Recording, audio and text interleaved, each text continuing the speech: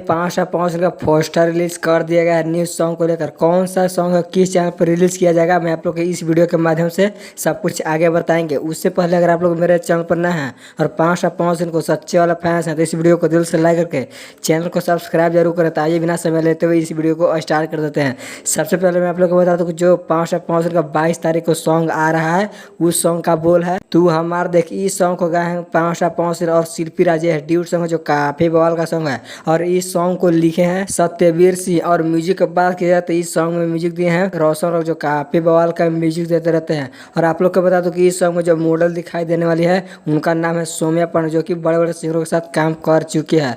और इस सॉन्ग को 22 तारीख को VYRL भोजपुरी यूट्यूब चैनल के माध्यम से सुबह 6:30 बजे रिलीज किया जा रहा है। तो आप लोग इस सॉन्ग को देखना ना भूलें, क्योंकि 5/5 कुछ अलग ही अंदाज में इस सॉन्ग को बनाए हैं।